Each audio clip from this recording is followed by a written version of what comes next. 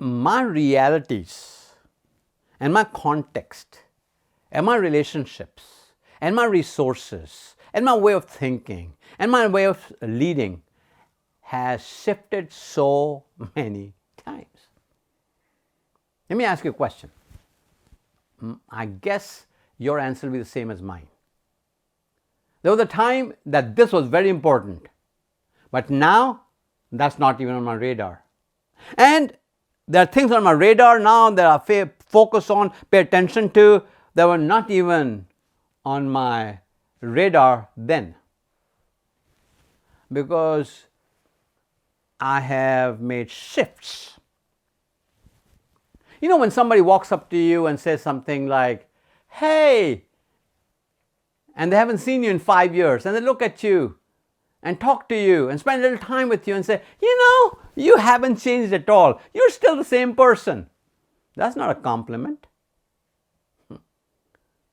I mean, think of it this way.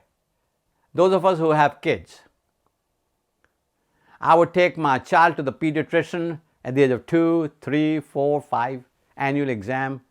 They would take their height, they would take their weight, they would measure their head. They had a formula of some nature to say that your child at age 3 should be this tall, should weigh in this range, should be this kind of circumference for their head.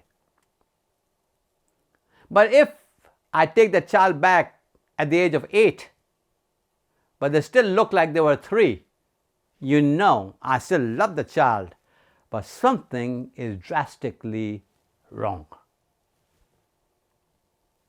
How are you embracing shifts, not fighting them? How are you engaging with shifts and not fighting them?